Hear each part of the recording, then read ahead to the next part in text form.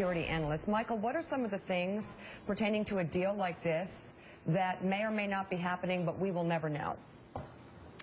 Mika, the negotiations with the Qataris will absolutely require them to monitor them, and we've got a pretty long and secure relationship with the Qataris. So I think for the first year, we can have some confidence that these guys will be watched. I tend to think they actually will be able to communicate back with forces in Pakistan and Afghanistan.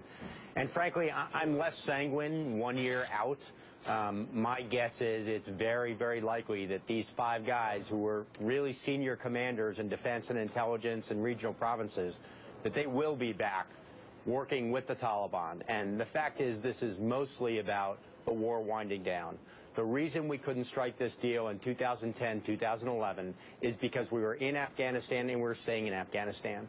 And now, 2014, looking forward to 2016, we can strike this deal now because, frankly, our objectives are far, far narrower. Michael, walk us through what might have been going on behind the scenes over the last 5 years, and it has been 5 years since Sergeant Bergdahl was captured. What kind of things would the government have been doing over the course of these 5 years? Because for a lot of people, it just popped up on their radar screen this weekend. Yeah. Well, I was still in government when Sergeant Bergdahl, I think then PFC Bergdahl, disappeared. And Bill is right. There are some real questions here. I think it's a little too early to impugn the sergeant's integrity, but I'm quite sure there's going to be some questions. Investigations when he gets back. But throughout that time, he was the only U.S. prisoner in the hands of the Taliban of which we were aware.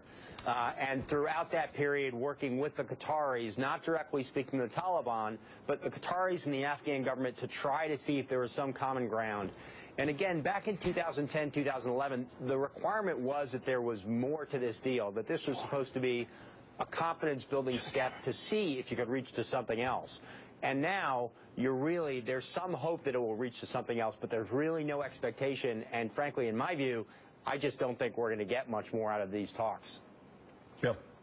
Michael, don't you think, I mean, we do have 32,000 troops in Afghanistan. The war is winding down, or our part of the war is winding down. But isn't it more appropriate to do this kind of exchange, if you're going to do it at all, at the end of the war? Isn't that when traditionally POWs are exchanged, when the last American troop leaves? Look at Vietnam. John McCain and all the others came back in early 1973 after a peace agreement with the North Vietnamese, one they broke 2 years later, but still after the war, our part of the war had ended. That's not the case now. So, Bill, I think that's right, but it's also hard to choreograph these things all that perfectly.